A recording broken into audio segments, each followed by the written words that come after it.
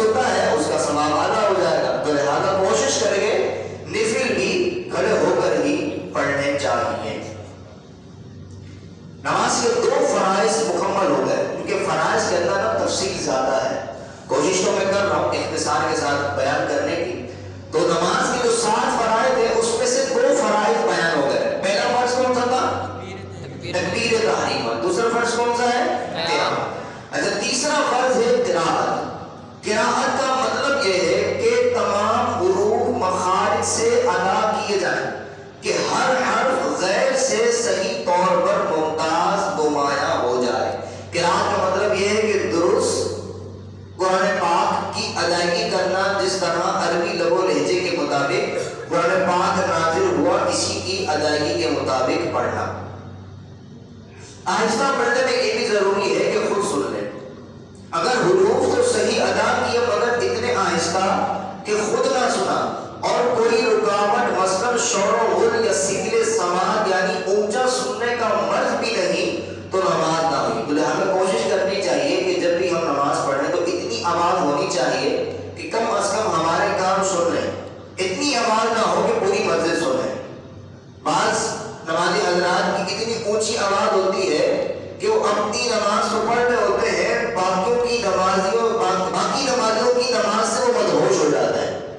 جیسا کہ بس میں ہی مسجد میں اکیلا ہوں اور میں نماز پڑھ رہا ہوں. تو لہٰذا بعض ایسے ہوتے ہیں جن کو بہت زیادہ آواز کے ساتھ پڑھنے کی عادت ہوتی ہے. تو لہٰذا اتنی آواز ہونا چاہیے اپنے کان سنیں، دنیا کے کان نہ سنیں. باقی آپ نے قرات کرنی ہے، تلاوت کرنی ہے تو آپ اونچی آواز سے کریں، کوئی اس میں مظاہرہ نہیں ہے.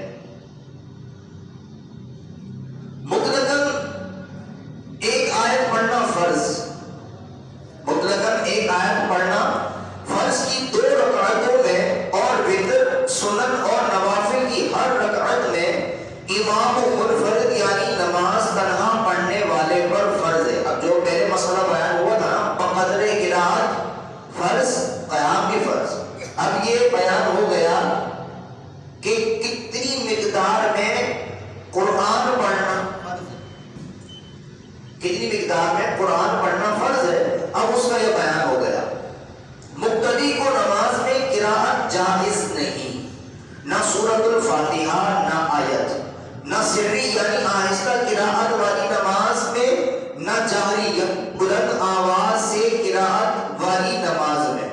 امام کی قراءت مقتدی کے لیے بھی کافی ہے. لہذا امام کے پیچھے چاہے آپ ظہر کی نماز پڑھیں، عصر کی نماز پڑھیں یا دیگر ایسی نمازیں جن میں آواز کے ساتھ قراءت کی جاتی ہے، تلاوت زور سے ہوتی ہے، تو اس کے اندر بھی مقتدی کو خاموش رہنے کا حکم ہے. احادیث طیبہ میں اس پر ناراضگی کا پیارے محبوب علیہ السلام نے اظہار فرمایا.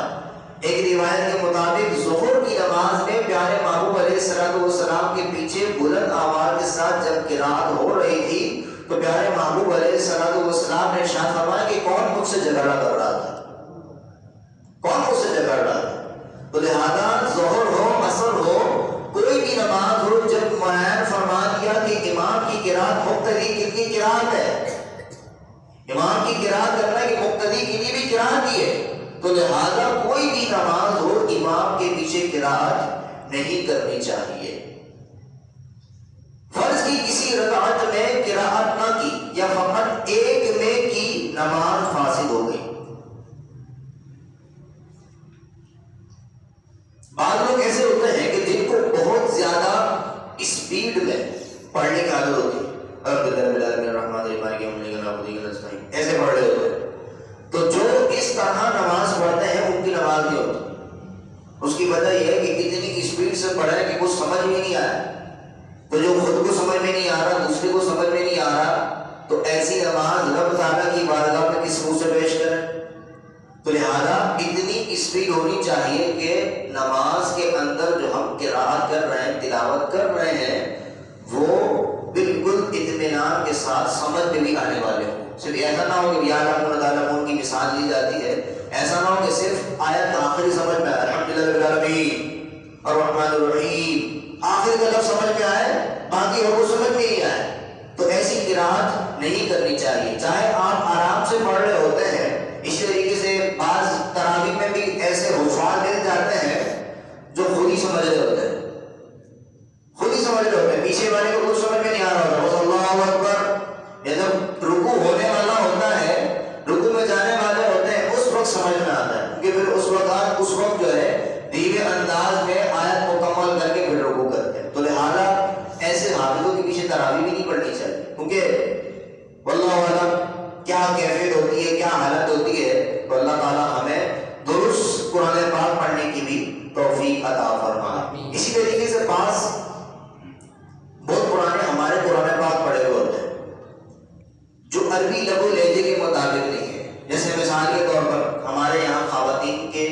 یہ لہجے ہوا کرتے الحمدللہ رب العالمین الرحمن الرحیم مالک یوم الدین، اس طرح کے انداز پرانے پڑھے ہوئے ہوتے ہیں، تو یہ عربی لب و لہجہ نہیں۔ اگر کوئی اس طرح نماز کے اندر پڑھتا ہے تو اس کو سیکھنا چاہیے، جب تک سیکھتا رہے گا اس سیکھنے کی عمر میں اس کو رعایت ہے کہ اس کی نماز ہو جائے گی، تو لہذا سیکھتے رہیں۔ الحمدللہ ایسے بہت سارے مواقع ہیں کہ بڑوں کو بھی پتہ چلا گیا ہے، ماشاءاللہ مسجد کے اندر بھی عشاء کی نماز کے بعد ہمارے مؤذن صاحب پڑھاتے ہیں، ان سے بھی آپ قرآن پاک پڑھ سکتے ہیں، اپنے قرآن پاک کو درست کر سکتے ہیں۔ اسی طریقے سے ایک تسبیح کے اندر بھی غلطی کی جاتی ہے، علماء نے یہاں تک رعایت دی کہ سبحان ربی العظیم، یہ درست تلفظ ہے، اس کے اندر سیٹی کی آواز نہیں آنی چاہیے۔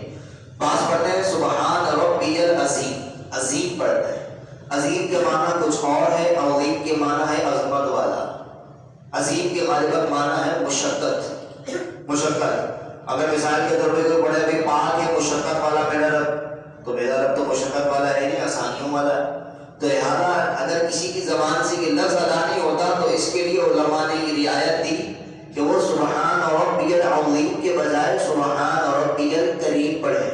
اب کریم لفظ ایسا ہے کہ اس کے اندر معنی بگڑتا نہیں ہے، اس کے معنی نہ بگڑنے کی وجہ سے یہ رعایت دی گئی، تو لہذا سیکھنے کی کوشش کرنی چاہیے۔ نماز کے جو 3 فرض ہیں وہ مکمل ہوئے، تکبیر تحریمہ، قیام اور قراءت۔ نماز کا جو 4تھا فرض ہے وہ ہے رکوع، اور رکوع کی تعریف پہلے بھی کل بیان ہوئی تھی کہ رکوع کا ادنا درجہ یہ ہے کہ ہاتھ بڑھائیں تو گھٹنوں تک پہنچ جائیں، یہ رکوع کا ادنا درجہ ہے، اور مکمل رکوع یہ ہے کہ بالکل پیٹھ سیدھی ہو۔ اور یہ قیام کے اندر اور رکوع کے اندر یہی فرق ہے کہ ہاتھ بڑھائیں تو گھٹنوں تک نہ پہنچے تو قیام ہے، اور اگر ہاتھ بڑھائیں گھٹنوں تک پہنچ جائیں تو یہ رکوع ہے۔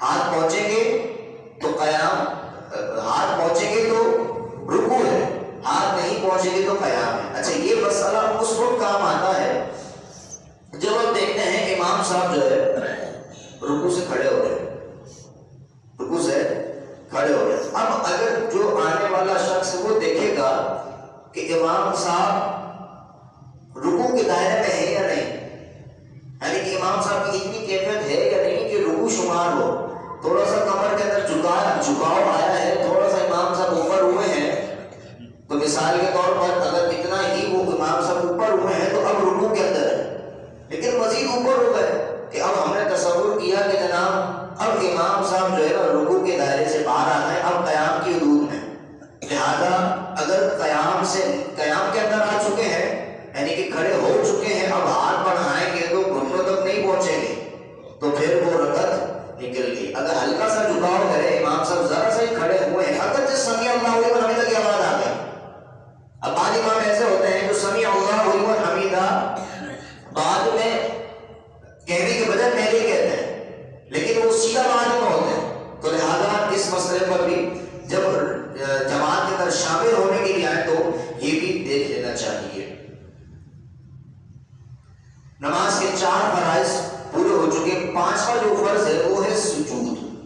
سجود سجدے کی جمع ہے، سجود۔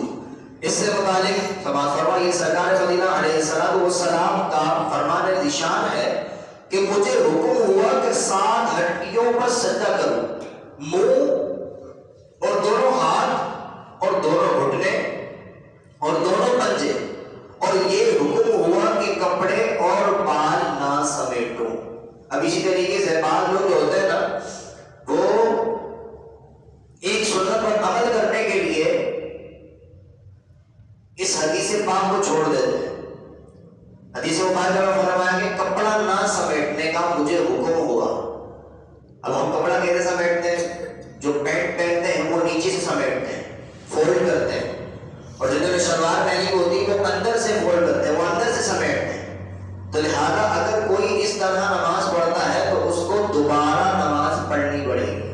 نماز فاسد نہیں ہوتی، لیکن ایسی جو نماز ہوتی ہے وہ واجب الاعادہ ہوتی ہے، مکروہ تحریمی ای عمل ہے۔ تو لہذا اگر مثال کے طور پر آپ نے ٹخنوں سے اوپر شلوار رکھنے کی سنت پر عمل کرنا ہے تو جتنا اوپر کر سکتے ہیں اتنا اوپر اجازت نہیں ہے۔ ہر رکعت میں 2 بار سجدہ فرض ہے۔ سجدے میں پیشانی جمنا ضروری ہے۔ جمنے کے معنی یہ ہے کہ زمین کی سختی محسوس ہو۔